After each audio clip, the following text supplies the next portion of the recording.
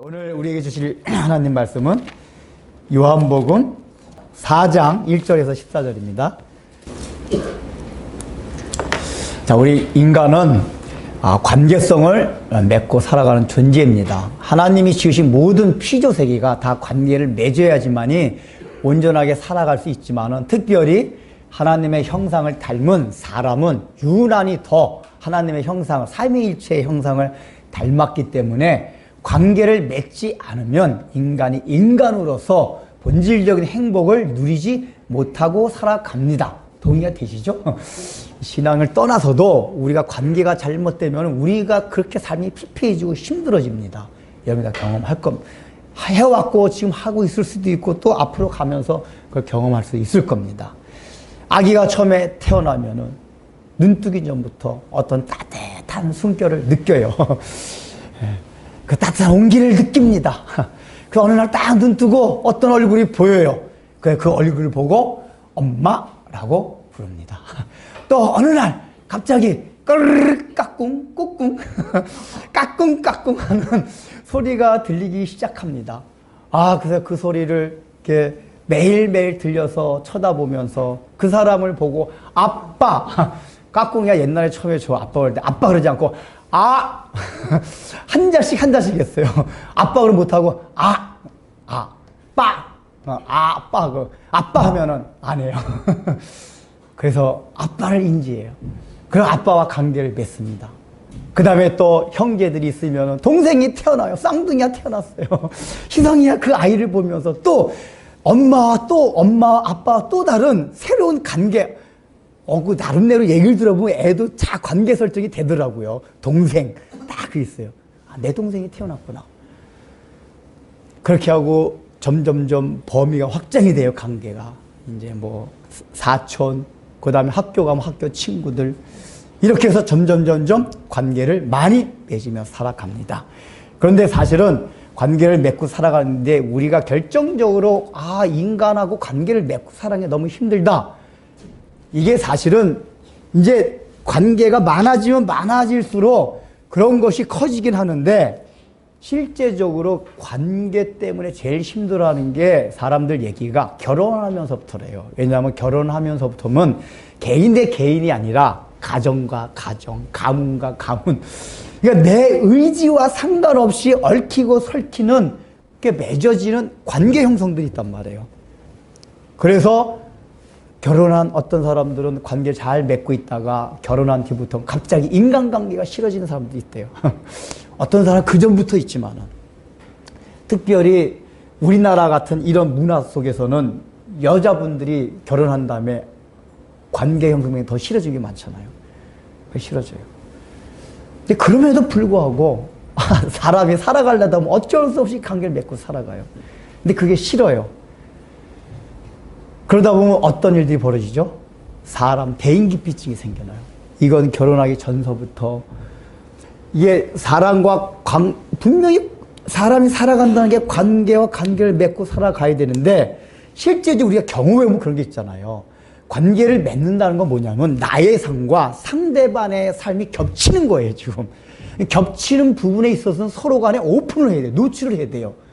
근데 그러려면 자기 자존심이 상하기도 하고 쓴뿌리가 일어나기도 하고 자기가 손해를 보고 희생해야 할 경우가 있어요. 그게 싫어서 그 겹치는 부분이 싫어서 자기의 마음을 닫고 관계를 안 맺고 싶은 경우가 있어요. 회피를 해요. 그래서 이제 이런 대인기피가 점점 심해지면은 사람 만나는 게 호랑이 만나는 것보다 더 무서워지는 사람도 있대요. 대인 공황증이야, 이게 원래 이제 이 공황증이라는 게 여러 가지 요인으로 일어나는데 대인 공황증이 있대요. 그 전에 이제 부산에 큰 교회를 부임했던 어떤 목사님이 1년 만에 사임을 하셨거든요. 원인이 뭐였냐?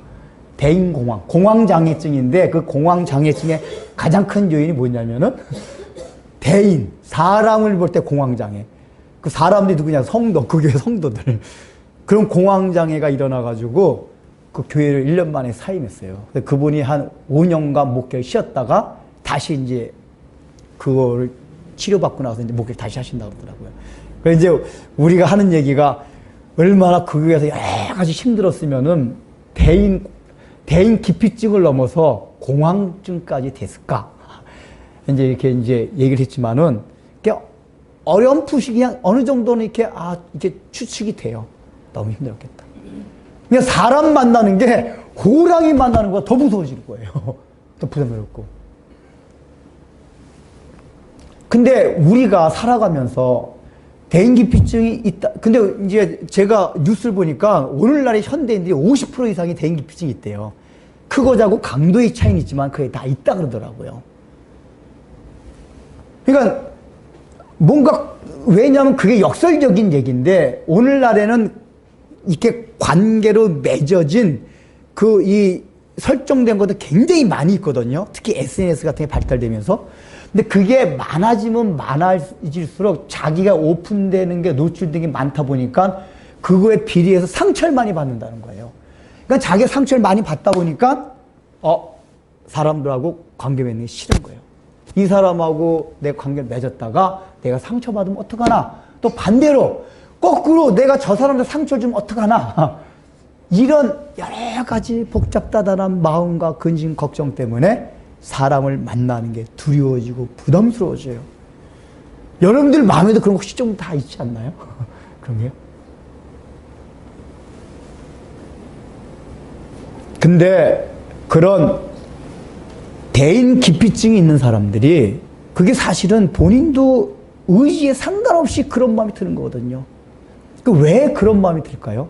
대개 이제 대인 기피증이 심한 사람들이 이제 어릴 때 획일적인 건 아니지만은 그런 게 있대요. 폭력 아버지로부터 심각한 막 폭력 행사를 받았던 거네. 아니면 부부가 맨날, 엄마 아빠가 맨날 싸웠다거나. 그래서 엄마 아빠의 사랑을 거의 못 받고잖아요. 그러니까 원래 어릴 땐 사랑을 듬뿍듬뿍 받아야 되는데, 일단은 가정에서 부모로부터 사랑을 못 받아요. 그러다 보니까 이 아이가 학교 가고 이러면서 선생님으로부터 사랑을 못 받아요. 그래서 이런 사람들은 특징이 뭐냐, 늘 다른 사람을 의식한대요. 그러니까 사랑을 많이 받고 자라는 사람일수록 그냥 그 의심이, 사람을 볼 때 의심이 없대요. 당연히 나를 사랑해 주겠거려니 이런 마음을 갖는데, 사랑을 못 받고 자랄수록 그거에 대한 의식, 사람을 딱 만나면 저 사람이 나를 사랑해 줄까? 나를 인정해 줄까? 이런 마음이 이렇게 의식 밑에 깔려 있대요. 그러다 보니까 늘 삶에서 다른 사람 늘 의식하게 돼요. 저 사람이 나를 어떻게 평가할까? 저 사람이 나를 인정할까? 아닐까? 그러니까 그런 마음들이 심해지다 보니까 사람을 기피하게 되는 거란 말이에요. 그러니까 사실은 대인기피증이 있는 사람은 굉장히 어떻게 보면 불쌍한 거예요. 그러니까 어릴 때부터 좋지 않은 환경과 상황 가운데서 자라난 거예요, 사실은 그게. 우리가 그런 사람들 함부로 저기 하면 안 돼요. 이 사람의 삶이 얼마나 그 어릴 때도 힘들게 이렇게 살아왔겠구나. 그걸 우리가 배려해야 돼요, 사실은. 근데 우리가 잘 그러지 못하거든요.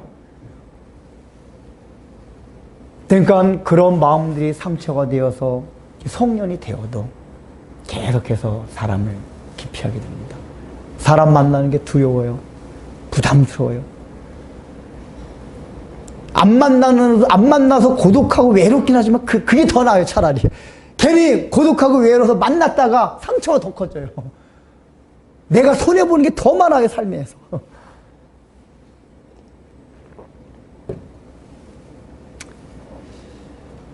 이거를 대인기피증을 심리학자들이나 그런 신경정신과나 이런 쪽에서 여러 가지 치료를 하려고 많이 노력을 한대요.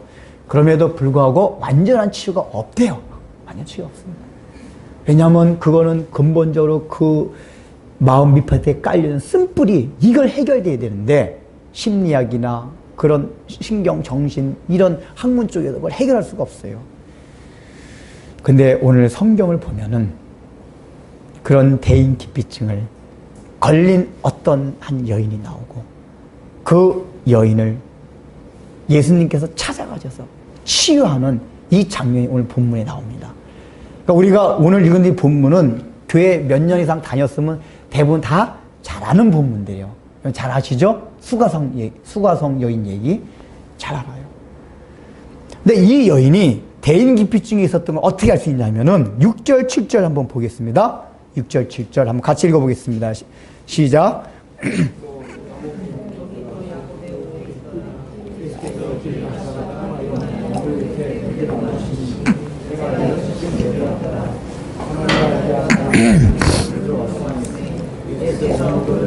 예, 이제 예수님께서 사마리아라는 동네를 가셨어요. 이제 그거는 조금 더 추후에 설명하고, 일단은 그 동네 가서 우물가로 갔습니다. 그 당시에는 대개 우물가가 마을 중심지로부터, 타운으로부터 2km 정도 떨어져 있었대요. 그러니까 이제 어느 여인이 자기 그 마을 사는 데서 2km 정도 떨어진 우물가로 온 거예요. 물길로. 근데 중요한 건 시간이에요. 여기 뭐라고 돼 있죠? 6시쯤 되었더라. 근데 이 6시는 오늘날의 우리 태양력으로만 6시가 아니라 유대력으로 6시예요. 그러니까 유대력으로 6시는 오늘날엔 정오 12시입니다. 정오 12시. 정오 12시가 그 팔레스타인 땅의 정오 12시 가보신 분은 알 거예요. 해가 그냥 쨍쨍 내리쬐입니다. 그래서 중동 지방 사람들은 낮에는 다 낮잠들을 자요. 되게 아침 일찍 일어나서 저녁 늦게 활동을 하고 낮에 정오를 기점으로 해서 앞뒤로 몇 시간씩 잠을 자고 집에서 쉽니다. 직장까지 그래요. 그래서 이게 우물에 물길로 오는 곳도 여자들이 대부분 물길로 왔는데 다 어느 때 왔냐? 저녁 때들 왔대. 저녁 때들. 저녁에 해가 지고 선선할 때 와요. 그래서 이제 우물이라는 거는 쉽게 말하면 여자들 수다방 떠는, 수다가 떠는 광장, 다방이었대요. 거기 와서 남편 욕도 하고 시어머니 욕도 하고 이제 막 이러면서 저희 물만 길러 온 게 아니라 물 길러 와서 이 얘기 저 얘기하고 교제의 장소, 오늘날로 말하면 광장 같은 곳이 우물이었어요. 그러니까 적어도 우물에 올 때는 여러 사람이 몇 명이서 저녁에 같이 오는 게 일반적이었단 말이에요. 근데 이 여인은 아무도 안 오는 낮잠을 집에서 자고 있는 그 시간에 태양이 쨍쨍 내리쬐는 더운 그때에 혼자 다른 사람의 눈을 피해 왔다 그 얘기예요. 이 얘기가 뭐죠? 이 여인은 물 길러 가야 돼요. 근데 다른 사람을 자기를 보는 게 너무 싫어요. 다른 사람과 마주쳐서 인사하는 것도 싫어요. 말을 없는 게 싫어요. 그 아무도 없는 그 시간에 낮에 적어도 2km 정도 됐기 때문에 왔다 갔다 4km잖아요. 여러분 태양이 땡땡 내리쬐 때 4km 걷는 게 얼마나 힘들어요. 갈 때는 빈 양동이지만은 옛날엔 머리에 이고 다녔으니까 머리에 항아리 빈 항아리였지만은 갈 때는 그 물 가득 채워가지고 이고 가야 되잖아요. 2km를 그 더운 날에 이고 가면 얼마나 힘들었겠어요. 근데 이 여인이 그럼에도 불구하고 난 12시에 물 들어갔다는 얘기예요. 엄청나게 사람들의 눈을 피했다고 얘기해요. 아주 지독한 대인 기피증이 있었던 여인이라 얘기해요. 네, 예수님이 그러니까 이렇게 기피증이 있었던 이유는 뭐냐면은 이제 뒤에 예수님과 대화하는 내용을 보면은 이 여인이 남편이 5이 있었고 6번 결혼했어요. 여러분 오늘날도 6번 결혼한다라면 보통 이게 일반적인 눈으로 바라봅니까? 안 그렇잖아요. 뭔가 색양경을 쓰고 봐요. 근데 이 아주 보수적인 고루한 더군다나 종교적으로 엄청나게 철저한 유대사, 어쨌든 사마리아는 유대계통역이기 때문에 이런 시대 속에서 6번 결혼했다. 이거는 사람들한테 거의 눈총을 받을 정도가 아니라 인간 취급을 못 보고자 하는 거예요. 그러니까 모든 사람들로부터 왕따를 당한, 따돌림을 당한 그런 여인이었어요. 그리고 여러분 생각해보세요. 여러분 여자가 결혼을 6번 하고 싶은 사람 누가 있겠어요? 제가 그 전에 야간에 택시할 때 룸살롱 다니는 택시들이, 룸살롱은 택시가 아니라 룸살롱 다니는 여자분들이 밤에 잘 타요. 근데 이렇게 가끔가다 얘기하다 보면 그저 교회 다닐 분들이 많아요. 그 얘기하다 보면 울면서 얘기해요. 저라고 이거 하고 싶어서 하겠어요. 다 부모 자녀 만나고 막 시골에서 어떻게 하다 보니까 여기가 흘러와가지고 한 거예요. 너무 이 생활에 벗어나고 싶은데 벗어날 수가 없어요. 그 환경을 어릴 때부터 좋은 환경 만나면 누가 그렇게 살겠어요? 사창가하고 누가 그래요? 그러니까 이 여인도 아마도 그렇게 힘들게 어렵게 아마 자라났을 거예요. 그러다 보니까 첫 남편을 맨날 때리고 막 노름하고 이런 남편 만날 수도 있어요. 고대 사회에서는 남자의 우선권이 있었기 때문에 아기만 못 낳아도 쫓아내도 그만이었거든요. 그러니까 첫 번째 남자 엄청나게 못된 남자. 대고 자라나는 것 힘들게 자라나면서도 엄마 아빠의 사랑을 못 받고 그나마 그래서 남편한테라도 그러니까 사랑을 못 받다 이게 이제 역설적인 건데 그런 경우가 있대요. 이 대인기피증 있는 사람 우리가 볼 때는 이제 엄마 아빠한테 사랑을 못 받았으니까 모든 나 결혼 안 해 이럴 수도 있지만은 대부분은 그거에 반대래요. 반대. 내가 엄마 아빠로부터 사랑을 못 받았기 때문에 좋은 남자 만나서 그 남자 만나서 듬뿍 사랑을 받고 살고 싶다. 그래서 이게 심리학에서 상담 심리학에서는 대인기피증 있는 사람이 가진 두 가지 증세가 있어요. 대인기피증이 심한 사람일수록 관계 중독에 걸린대요. 그러니까 모든 사람이 나를 인정 안 하고 나를 왕따시키고 소외시키니까 어떤 한 사람이 나를 좀 인정해 주는 것 같고 나를 좀 사랑해 주는 것 같고 조금이라도 뜻이 통하는 것 같다. 그 사람의 마음 홈박 다 주는 거예요. 다 줄 뿐만 아니라 집착. 집착하네, 집착. 관계 중독이라고 표현해요. 관계 중독. 집착을 해요. 그래서 거꾸로 대인기피증 있는 사람들이 어떤 한두 사람한테는 굉장히 집착을 보인대요. 중독을 일으킬 만큼. 이 여인이 그랬던 것 같아요. 그렇게 못 받고, 사랑을 못 받고 자랐으니까. 남자라도 한번 잘 만나세요. 근데 여러분 봐봐요. 남자를 만나서, 이 남자 만나서 그래도 좀 행복하게 살고 싶은데, 만나고 나보니까, 늑대 피하니까 범을 만난 거예요. 더 힘든 거예요. 그냥 결국은, 옛날에 여자가 먼저 이혼하자 이런 거 없습니다. 대개 이혼이라 결혼을 다시 했다는 얘기 뭐냐면은 남자가 내쫓아서 그런 거예요. 내쫓아. 오늘날 같이 뭐 서로 이혼 합의가 이런 시대가 아니란 말이에요. 쫓겨나서. 그러니까 이 여자가 얼마나. 근데 그거를 몇 번 했어요, 지금? 6번. 6번 한 거예요. 그러니까 이 여자의 삶은 죽지 못해. 그래도 이 여자도 하나님을 믿고 있었기 때문에 자살할 수 없었기 때문에 죽지 못해서 살고 있는 인생이었지. 그냥 목숨이 붙어 있으니까 연명하는 인생이었지. 아무 희망도 없고 절망 가운데 그냥 될 대로 되라. 그러면서 상상했어요. 그래서 사람들 만나봤자 다 자기를 이상하게 생각하고 말을 하면 할수록 인사를 하면 할수록 더 그 마음의 상처가 돋아져서 자기를 더 괴롭게 만들 것 같기 때문에 더욱더 남편에게만 집착되고 그 나머지 사람들한테는 마음을 탁 닫고 기피하는 이런 여인이 된 거예요.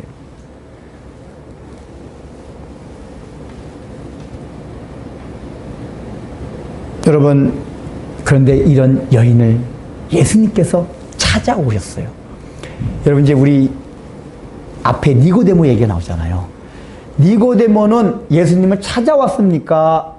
예수님이 찾아가셨습니까? 니고데모가 찾아왔어요. 근데 지금 이 여자는 예수님이 찾아가셨어요. 예수님을 찾으려고 하는 노력이 아무것도 없었어요. 찾아가셨어요. 근데 여러분, 니고데모와 이 수가성의 이 여인은 모든 면에서 비교가, 아주 극명한 비교가 되는 사람이에요. 니고데모 어떤 사람입니까? 가장 좋은 학벌에 가장 많은 재력을 가지고 사람들로부터 존경을 받고 종교적으로도 철저하게 신앙생활하고 거기다 뭐까지 좋았어요? 인품까지 훌륭해서 말했잖아요. 예수님이 자기보다 나이가 어린 훨씬 청년임에도 불구하고 밤중에 찾아와서 머리를 조아렸던 얘기가 인품이 훌륭하다는 얘기. 거만 떨고 이런 사람이 아니었다. 내가 좀 배우고 돈 좀 있게 해가지고 거만 떨던 사람이 아니라 굉장히 인품까지 훌륭했던 사람이에요. 그렇기 때문에 예수님은 찾아온 거예요. 네, 거기에 반하여 이 여인은 어떤 여인이죠? 학벌도 아무것도 없고 돈도 없고 찢어지게 가난하고 인품도 여기 이제 성경에 보면 좀 이따 보겠지만은 되게 이 말하는 게 이게 글로는 잘 모르지만은 이 글에서 느껴진 게 뭐냐면 이 여인의 말투가 되게 까칠해요. 퉁명스러워요. 이게 대인기피증 있는 사람의 특징이에요. 어릴 때부터 그렇게 자라왔기 때문에 까칠일 수밖에 없어요. 성격 형성이 그렇게 돼요. 그러니까 니고데모와 완전히 반대 입장이 있어요. 그런데 예수님이 이 여인을 찾아오셨어요. 이 얘기가 뭡니까? 모든 사람이 예수 다 구원을 얻어야 되지만 예수님이 먼저 관심을 갖고 사랑을 하는 분이 누구다? 수가성 여인과 같은 사람이다, 그 얘기예요. 우리 인간은 니고데모 같은 사람을 먼저 찾아가고 관계를 맺길 좋아해요. 우리가 다 그렇잖아요. 나에게 유익이 있고 좋아 보이고 훌륭하고 이런 사람을 우리는 친구로 사귀고 싶어하고 관계를 맺고 싶어해요. 근데 여러분, 형편없는 사람, 그런 사람과 관계를 맺고 싶어 합니까? 우리 교회도 마찬가지. 저도 그 전에 아이가 어떻게 제 설교를 들었대요. 전화하면 어떻게 저한테 전화해요. 이분하고 이 여자분 얘기했는데 거의 4-5시간 이렇게 얘기한 적이 있어요. 근데 5시간 얘기했을 때는 알겠죠. 횡설, 수설, 뭔 말인지 모르겠고, 왔다 갔다. 그냥 진이 빠져요. 이렇게 전화하면은. 근데 이분이 목사님 찾아가겠대요. 제가 뭐라고 말할게요? 찾아오지 마세요. 핑계를 대가지고 언제 찾아오겠대서, 제가 그때 어디 나갑니다. 찾아오지 마세요.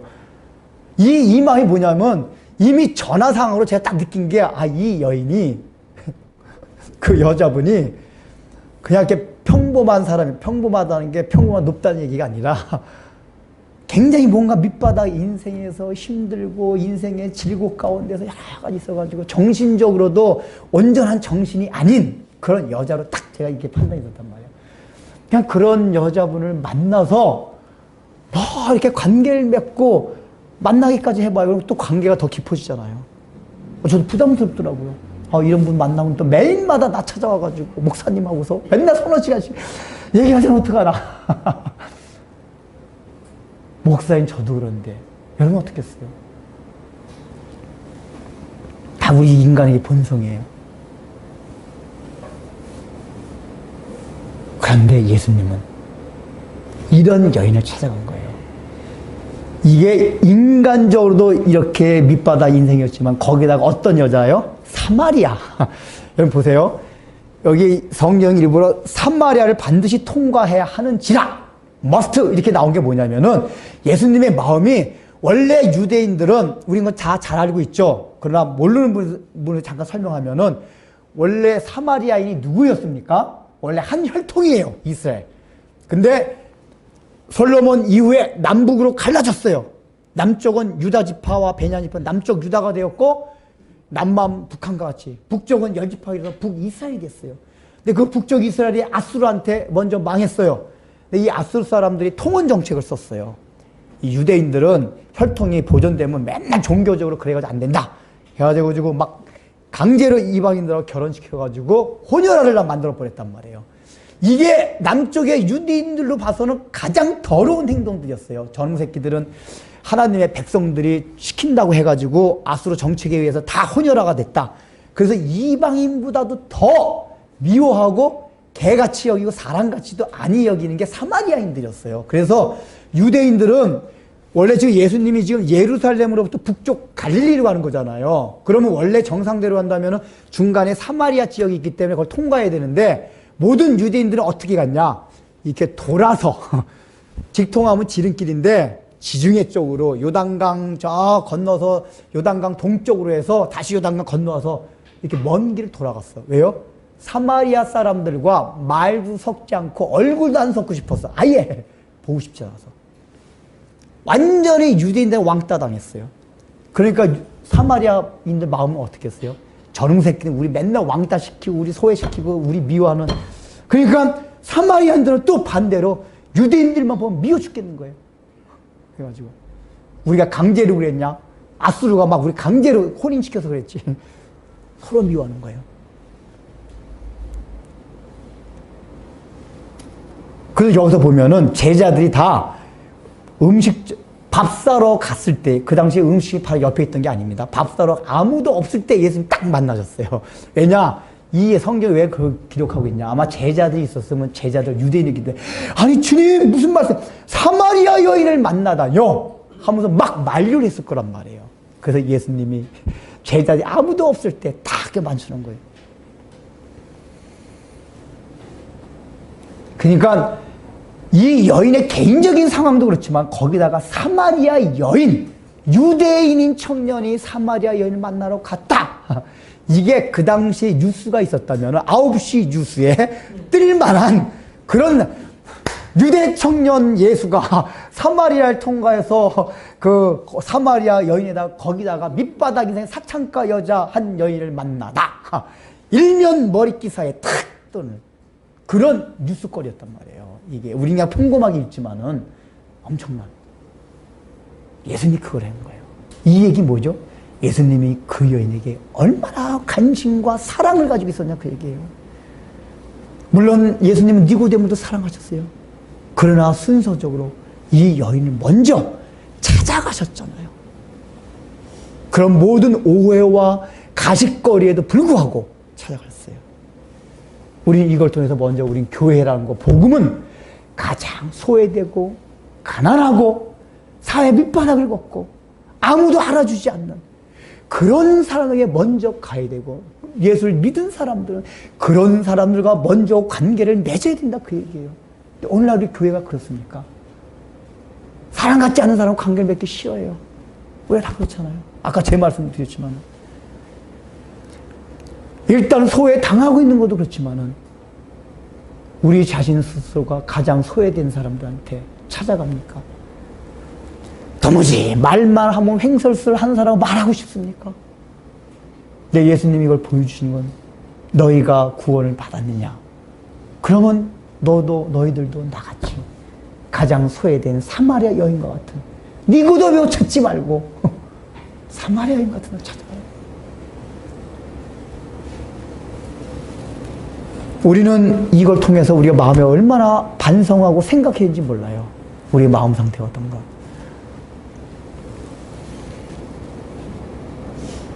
그 예수님이 그런 관심과 사랑을 가지고 찾아오셨어요.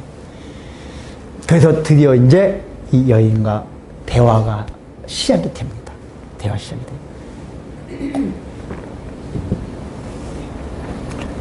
근데 이 여인과 대화할 때 이것도 니고데모와 비교될 수 있는 게 있어요. 니고데모에겐 예수님이 뭘 요구했죠? 너 구원을 위해서는 거듭나라고 얘기했어요. 거듭나라. 근데 이 여인은 지금 그런 게 이 여인에게 관심이 있었던 건 뭐였죠? 필요한 물이었어요. 목마르니까. 더울 때 와서. 그러니까 물을 가지고 얘기를 시작을 해요. 얘기를 시작해요. 물을 가지고. 이 얘기는 뭐냐?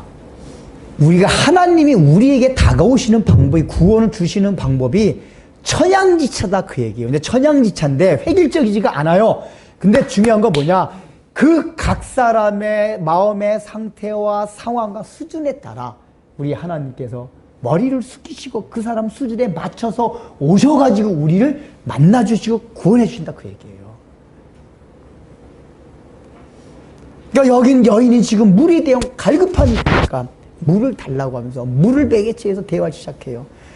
그리고 이 여인에게는 요구하는 게 없어요. 니고데모 같이 훌륭한 사람한테 너 거듭나라 요구하는 게 있었어요. 근데 이 여인은 오히려 뭐라 그랬죠? 내가 생수를 너에게 주리라 이렇게 약속을 했어요. 선물 보따리를 더 주셨어요.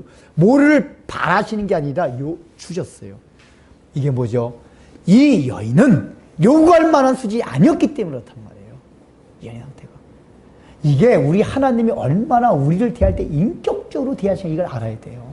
그 사람 수준과 상황과 상태에 맞춰서 다가오시는 거예요. 그래서 여러분들 우리가 가끔 다 오해하는 게, 우리가 하나님을 만나려면 뭐 산에 가서 기도하고 뭐 환상을 보고 엄청난 은혜를 받아야지만 하나님을 만난다고 생각하는 경향들이 있어요. 그게 가톨릭 전통이.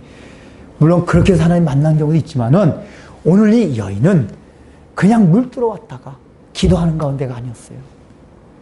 그냥 삶에 찌들어서 언제 인생 마감하나 내가 자살할 수는 없고 어쨌든 목구멍에 포도주나 갈급하니 목이 마르니까 물은 들어가겠고 사람들 눈이 있어서 눈 피해가지고 그냥 삶에 찌들어가지고 힘들고 고된, 그냥 터벅터벅 물 길러 오는 이 여인의 그 상태에서 그대로 뭐 경건하게 기도하고 하나님을 만나겠다 이런 거 아니었어요.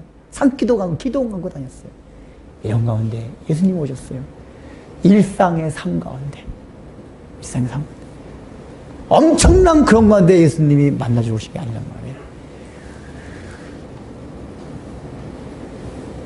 그래서 우리는, 예수님이 우리 오실 때는, 여러분이 중요한 건 그거예요. 내 상태가 부족하고, 하나님 보실 때 너무 무자격자 같고, 이렇다 하더라도, 근심하지 마시라, 그 얘기예요. 왜요? 우리 예수님은, 내가 그러면 그런 나를 더욱 사랑하신다니까요. 믿으세요? 남한테 따돌림 받고, 왕따 당하고, 소외감 당하면, 그럴수록 우리를 더 사랑하신대요. 믿으십니까? 믿으세요? 나중에 사마리아 이 여인이 그걸 알고 나서는 치유가 돼요. 치유가 되고, 오늘 본문 이거지 않았지만, 이 여인이 치유되는 장면 어디가 나오죠? 예수님한테 이 말씀을 다 듣고 나서 뭐부터 합니까? 뛰쳐가서, 어디요? 마을로 뛰어가서 뭐라 그러냐면, 마이크, 메가폰, 온 마을 사람들, 방송, 다 나오십시오. 지금 이 여인은 대인기피증 있는 사람이에요. 한 사람이라도 얼굴에 마주치지 않으려고 했던 사람이에요. 근데 나중에 그렇게 나와요. 다 나와보세요. 내 말을 들어보세요. 이게 대인기피증이 치유가 됐다는 얘기예요. 치유. 사람들하고 말을 섞으려고 그래요. 사귀어보려고 해요. 치유가 된 거예요. 이제.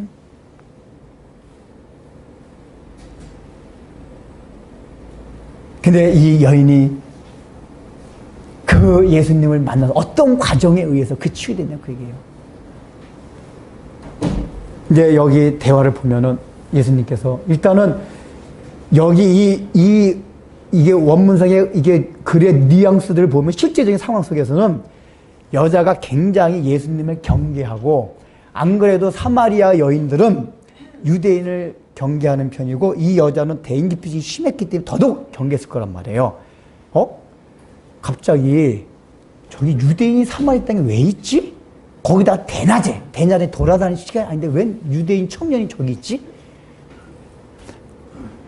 근데 보통 대인기피증이 없는, 아주 사랑을 듬뿍 받아서 EQ가 충만한, 그러니까 대인기피증이 있다는 얘기, EQ가 낮다는 얘기거든요. EQ가 아주 높아요. 사랑을 어릴 때부터 받고 자라가지고. 이런 사람들은 이 낯선 사람이 딱 올 때, 이가 대인기피증 있는 사람은 경계를 해요. 근데 EQ가 풍성한 사람은 호기심을 가져요. 유대인이 왜 여기도 왔지? 호기심 나네? 이런 마음을 푼단 말이에요. 그래서 이게 말을 딱 걸어올 때, 저 참 이상한 사람이네 하면서 호기심을 가지고 대응한단 말이에요. 그런데 이 여인은 역시 대인기피증 있는 사람답게 딱 경계를 하고 마음이 딱 위축이 됩니다. 그래서 말하는 거 보면은 까칠하게 물 좀 달라고 하니까, 왜 유대인이 나한테 물 달래요? 이거거든요, 지금. 여인이요, 저 물 좀, 목마니까 물 좀 한 잔 주십시오. 유대인 왜 나한테 말을 해?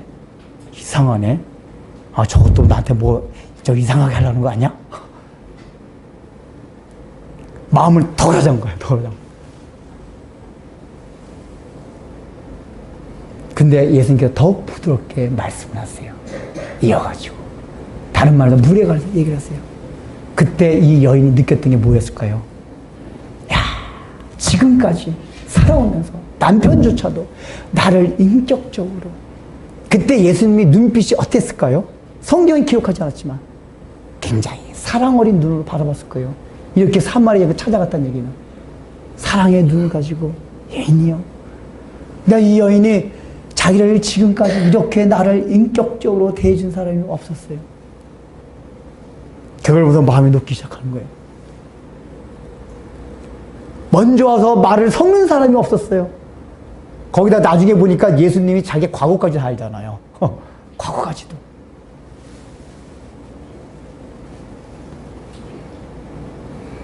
제일 첫 번째 뭐냐면은, 우리가 각자 여러분들 대인기피증 있으세요? 그 전에 상담 심리학 세미나 하는 데서 그 강사분이 그러더라고요. 보통 아주 깊은 대화 말고 일상적으로 일반적으로 편하게 대화할 수 있는 사람이 6명 이상 되지 않으면 다 대인기피증이래요. 그리고 6명 이상 그렇게 되지 않으면은 정서적으로 결핍을 안게 된대요. EQ가 낮아진대, EQ가요. 6명 이상. 무슨 근거로 6명이냐 모르지만, 그러니까 상당심에 연구하는 사람들의 그 모든 토대, 그 연구와 이 자료들에 의해서 그렇게 얘기하더라고요. 6명.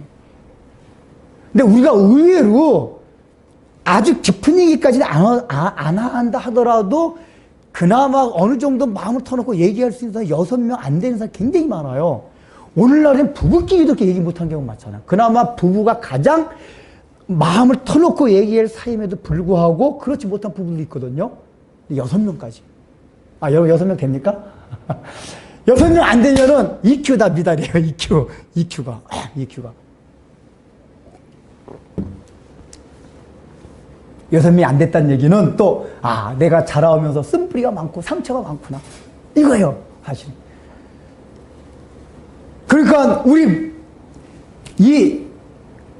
이런 여인한테, 지금 처음으로 마음을 먼저 녹여주는 사람이 나타난 거예요. 그래서 이 여인이 마음을 열기 시작합니다. 그래서 사실은 이렇게 소외되고 힘들고 왕따 당하고 이런 사람들한테 누군가 찾아가서 정말 인격적으로 마음의 중심에서 사랑과 관심을 가지고 다가가면은 이 사람이 마음을 열게 돼요. 열게 되잖아요. 근데 중요한 건 뭐냐면은 이게 사람일 경우에 어떤 현상이 일어나는지 아세요? 아까 말했듯이 집착이 돼요. 중독이 돼요. 이 사람만. 그래서 여러분들 집사람 얘기 들어보면 회사에서도 보면은 여러분들 다 그거 경험하셨잖아. 식사하러 갈 때 꼭 끼리끼리 가죠. 혼자 가면 늘 왕따 당하는 느낌이 든대요. 특히 점심 식사, 이 직장 같은 데서 점심 식사하러 갈 때 혼자 가면 왕따라는 느낌이 굉장히 강하게 온대요. 그래서 보통 이게 그룹이 형성이 돼 있어요. 이렇게 그룹이. 우리 신대원 다닐 때도 그러더라고요. 그룹이 형성돼서 이렇게 식사를 해요. 근데 그룹이 형성이 안 되면 반드시 어떤 한 명이라도 만들어서 2명이라도 가야 돼요. 안 그러면은 나는 왕따다! 이걸 다른 사람한테 보여주는 게 된대요. 동의하세요? 근데 중요한 건 뭐냐면은 이게 그래서 그 그룹 안에서 두 사람 사이에서는 엄청난 친밀감이 있고 오픈을 해요. 특별히 두 사람인 경우. 두 사람이 뭐죠? 한 사람이 소외감을 당하고 왕따당했어요. 또 어떤 사람이 자기에 다가오죠. 마음을 알아줬어요. 그러면 이쪽 한 사람은 여기에 온통 집중을 하게 돼요. 집중. 벗어나지 못해요. 이 사람 아니면 안 돼요. 그러니까 이 두 사람과의 관계는 굉장히 친밀해지는데 이 친밀이 뭐가 되냐? 집착이 돼요. 집착이 된다는 얘기는 뭐냐? 그 두 사람 범위를 넘어서는 것에 대해서는 다 담을 쌓는다 그 얘기예요. 집착이라는 얘기는. 원래 그리스도인은 두 사람과의 관계에서 담을 허물고 그걸 통해서 모든 사람한테 담을 다 허물어야 돼요. 근데 집착을 하게 되면은 중독이 되게 되면 그 두 사람만 딱 담을 허물고 나머지는 더 담을 쌓아요. 또 한 그룹 안에서 담을 허물게 되면은 한 그룹 안에서 담을 허무는데 그 그룹을 벗어나는 다른 그룹에서는 더 높은 담을 쌓아요. 왜 우리 인간이에요? 우리 가끔가다 조모임, 우리 교회 조모임도 그래, 얘기할 때. 의도적으로 그런 건 아닌데, 같은 조끼리는 얘기를 서로 잘한대요. 근데 다른 조는 뭔가 얘기하려면은 공감대가 형성이 안 되고 서먹서먹 그런 게 있대요. 이게 우리 인간이기 때문에 그래요. 그러니까 그래도 이제 조 안에서는 같이 얘기를 나누고 교제를 나누다 보니까 마음이 조금씩 오픈이 돼요. 그래서 이렇게 얘기를 하고 돼요. 친밀해져요. 근데 우리가 대인기피증 증세가 있다는 얘기가 그런 데서 반증이 되는 거예요. 대인기피증이 전혀 없는 마음의 뿌리가 있는 사람들은 조 안에서도 친해진 사람들이 그 바깥에까지 담을 허물게 돼 있어요. 근데 우리는 나도 모르게 또 그걸 넘어서는 것에 대해서는 딱 마음이 이렇게 닫혀져 있어요. 이게 우리가 다 대인기피증이 있어서 그런 거예요. 인정 안 하실지 모르겠지만은 실제 그런 거예요. 이걸 벗어요. 어떤 사람은 가족 안에서는 완전 오픈하는데 그걸 벗어나는 것.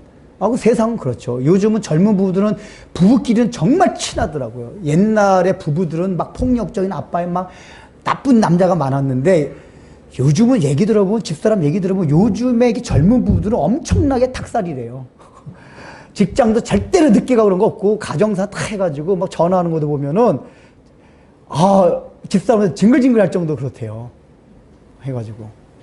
그러니까 와이프 남편한테는 신랑한테는 온갖 얘기 다 오픈을 다 해요. 근데 여러분 그거 아세요? 요즘이 옛날보다 가족 이기주의가 더 강해요. 가족을 너무 선고해. 가족 안에 그것도 핵가족 대가족이 아니라 딱 부부 자녀 둘 넷만 승용차 넷만 딱 승용차 바깥엔 다 담을 쌌어요. 승용차 안에 있는 사람들.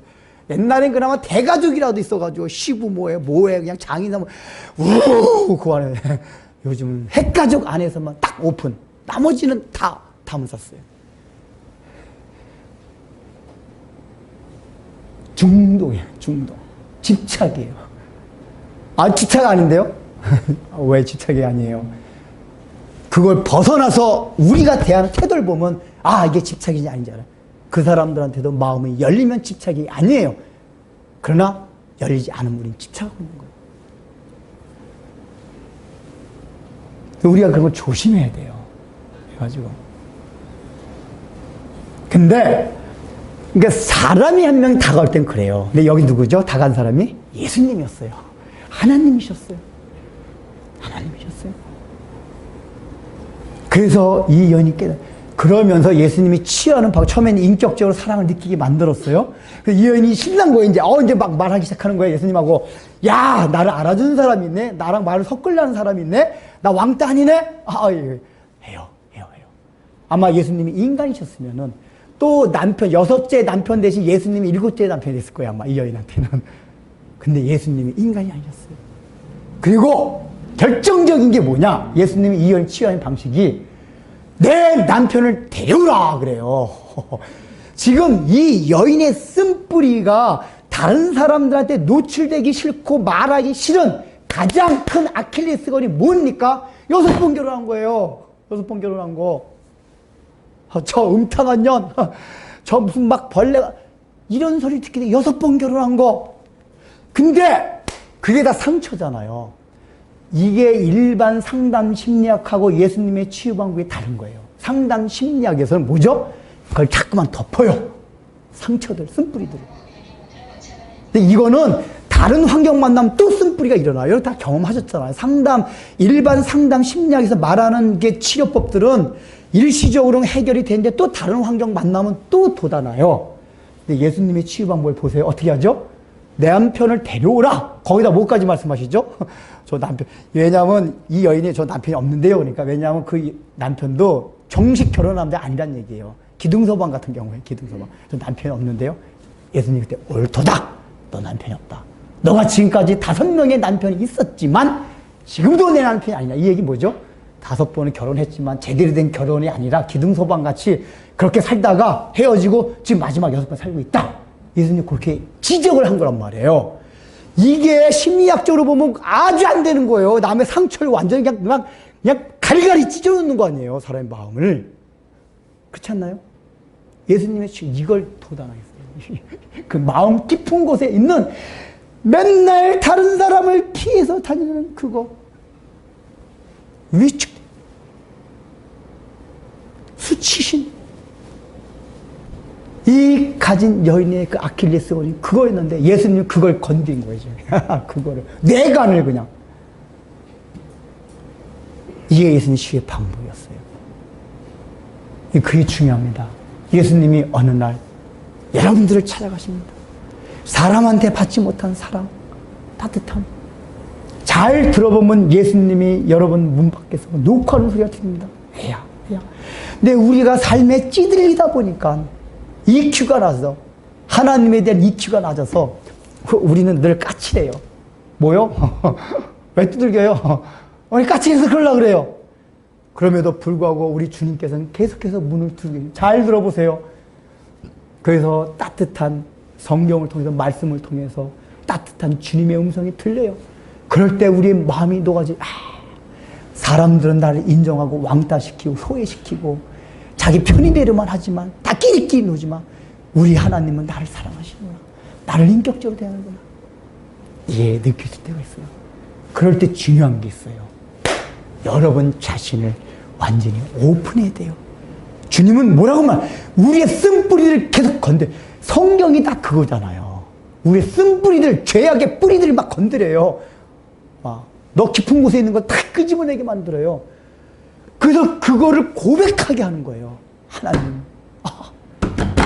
제가 맞아 주님. 5 남편이 있었는데 다 사실 남편이 아니었고 지금 남편이 있지만 기둥서방이 지나지 않습니다. 별거 아니에요. 제가 이런 자였습니다. 이 고백. 근데 여러분, 이게 우리가 하나님 앞에 그런 고백을 할 수 있을 것 같잖아요. 의외로 쉽지가 않아요. 사람 앞에 당연히 안 되죠, 당연히. 굳이 할 필요도 없고. 그런데 중요한 건 뭐냐? 하나님 앞에서 안 되는 게 뭐냐면은 그 자체를 끄집어 생각하고 끄집어 내는 것 자체가 우리가 상처가 돼서 그래요. 그러니까 우리가 하나님 앞에 기도하고 할 때도 주님의 사랑을 느낄 때는 그걸 처음 다 끄집어내서 맞아요. 주님, 저 이런 자에서 이런 상처가 이런 쓴뿌리가 있었습니다. 이걸 주님 앞에 온전히 내놓아야지 그때부터 치유의 역사가 시작이 돼요. 근데 우리 마음이 그거 내놓는 것 자체가 상처가 되고 자꾸만 안 올라가요. 우리 마음이. 그러면 치유가 안 돼요. 내놔야 돼요. 또 알량한 자존심 뭐지? 제가 자주 드린 말씀이지만 우리가 아킬레스건이 있다는 걸 괴로워하고 힘들어하고 한다는 얘기 뭐냐면 그거 아닌 걸 자꾸만 바라는 거거든요. 자기가 아킬레스건을 생각하는 그 환경과 상황을 띄워놓고 싶은 마음이 있단 말이에요. 근데 자꾸만 그런 기도를 한다는 얘기 뭐냐면 자기가 그걸 인정하는 거란 말이에요. 하나님, 저는 이것밖에 안 되는 존재입니다. 저 이런 아킬레스건 있습니다. 자기는 지금 아킬레스 벗어나고 싶은데 하나님 앞에 제대로 이런 자입니다 한다는 건 꼭 벗어나지 않는 거와 마찬가지란 말이에요. 그 마음이. 근데 우리는 하나님 앞에서 주님, 제가 이런 자입니다. 여기서 치유가 시작이 된 거예요. 그래서 이 연이 바뀌어요. 수치심, 그 물동이를 올 때 수치심 때문에 수치심 가진 사람, 수치심 때 몰래 사람의 피해서 온 이 여인에게 변화가 생겨요. 여러분, 수치심 가진 사람의 특징이 뭡니까? 아까 말했듯이 마음이 위축이 돼요. 수치심이 있으면은, 이건 이제 심리학자들 하는 얘기예요. 마음이 막 위축이 됩니다. 막 쪼그라들어요. 수치심이 있으면. 그러니까 수치심은 일단은 늘 다른 사람을 의식할 때 오는 감정이 수치심이란 말이에요. 근데 수치심이 이렇게 위축이 돼요. 자기가 짝으로. 그 다음에 두 번째 뭐냐? 회피하게 돼요. 위축이 되니까 회피해요.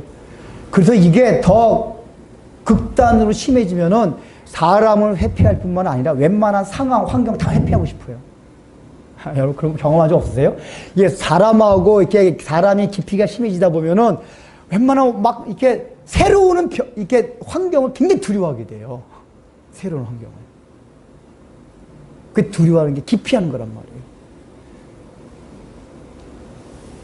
그리고 수치심 있는 사람 또 세 번째 뭐냐? 자기 학대. 어떤 사람이 볼 때, 그 사람 객관적으로 이건 괜찮은 것 같은데 본인은 자꾸만 자기 학대를 해요. 아니야, 나 그렇지가 않아. 의도적으로 자꾸만 자기를 못났다고 생각하고 자기 스스로를 막 고리축화시켜요. 이게 수치심 있는 사람들의 특징이에요. 근데 이 여인은 이게 다 지금 치유가 돼요. 위축도 안 돼요.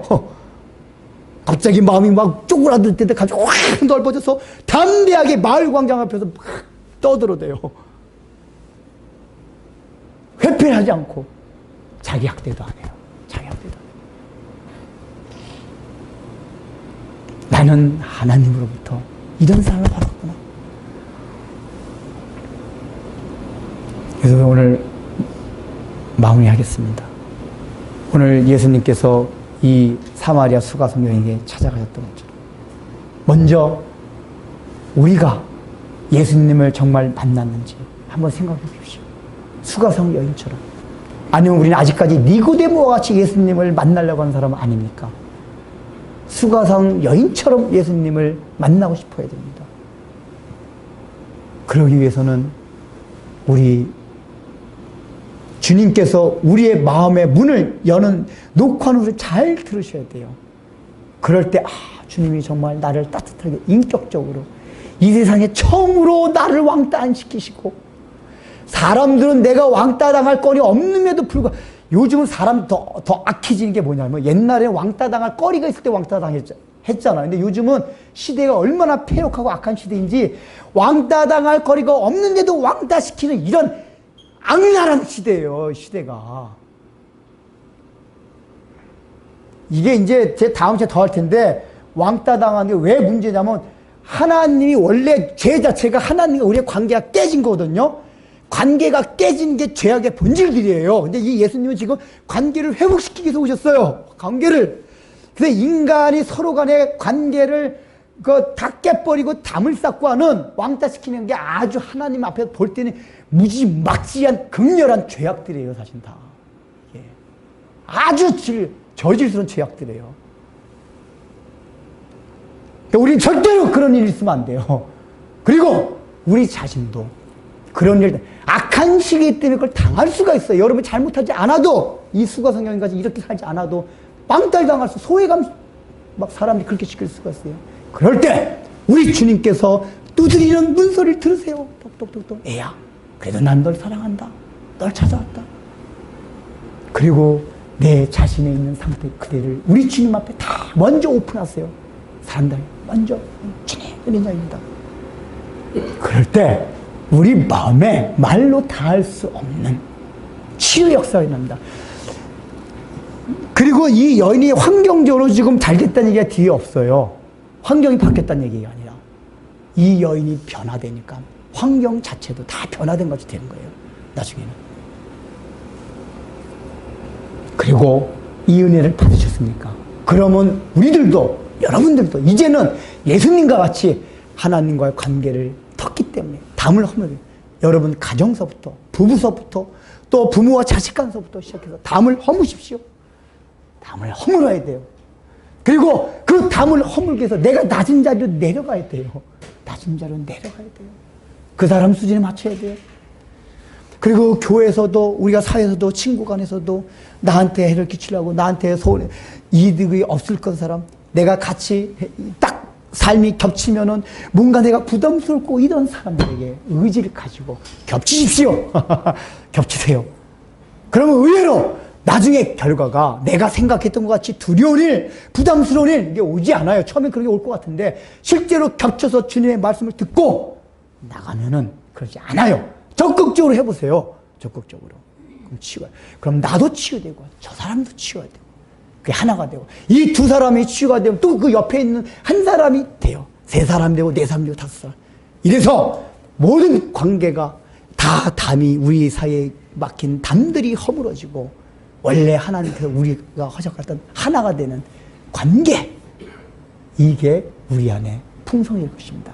이게 바로 오늘 예수님께서 말하신 구원의 여러 가지 성격이 있는데 생수예요. 영원히 목마르지 않는 생수. 실제로 하나님과 관계가 회귀되고 사람이 좀 가난하고 돈이 없어도 관계가 풍성하면 불행하지 않아요. 여러분 그거 아세요? 가족끼리 사랑이 똘똘 뭉친 사람들은 좀 아빠가 돈을 못 벌어도 불행하지 않대요. 네, 화목하고 그러면. 마찬가지예요. 우리가 좀 환경이 어떠셔도 우리가 관계 형성이 잘 되면은 이게 목마르지 아니하는 우리의 생수가 되어서 여러분들의 삶을 2020년도 한 해에도 그런 은혜가 있어서 생수가 여러분 신명과 가정과 또 여러분의 직장과 사업장과 모든 친구 관계 속에서 철철 넘치는 한 해가 되기를 주의 이름으로 축원합니다. 봉헌해서 기도하겠습니다. 사랑하는 주님, 저희가 왕따 당해서 외롭고 고독할 때 참으로 하나님 아버지 우리에게 찾아오셔서 먼저 담을 헐어주시고 우리로 하여금 참으로 새로운 관계를 깨닫게 해주시고 우리 하여금 생명수를 알게 해주신 그 사랑과 은혜를 인하여 감사하며 오늘도 주님 앞에 봉헌합니다. 하나님, 이 돈만 드리는 것이 아니라 참된 봉헌이 한 것이 이제 우리도 이 맛을 보았으니 우리도 예수님과 같이 다른 사람들에게 먼저 다가가서 다른 사람들이 알아주지 않는 소외되고 왕따 당하고 이 세상 가운데서 밑바닥 인생을 겪는 인정받지 못하는 그런 사람들과 먼저 관계를 맺고 하나님과 그것을 통해서 하나님의 나라가 생수같이 철철 넘치게 하는 것이 진정한 봉헌이란 것을 깨닫고 그런 삶을 살아가도록 저희들에게 복 내려 주옵소서. 예수님 이름으로 기도합니다. 이제는 우리 구주 예수 그리스도의 무한하신 은혜와 하나님 아버지의 놀라우신 사랑과 성령님의 감동과 위로와 권면하심이 오늘 이 말씀을 듣고 나도 수가성 여인처럼 하나님 아버지 다른 사람들한테 인정을 못 받고 하나님 아버지와 대인기피증에 있어서 혹시라도 나의 삶 가운데 참 피폐해진 그런 삶이 있다면 또 하나님 아버지 또한 그것을 다 극복하고 예수님의 하나님 아버지와 그 부르심을 받아서 만남을 가져서 풍성했다면 이제 그것을 통해서 또한 하나님의 나라를 생수를 흘러 넘치게 하려는 소망을 가진 사랑하는 성도들 위해 이제부터 영원토록 함께 있을지어다.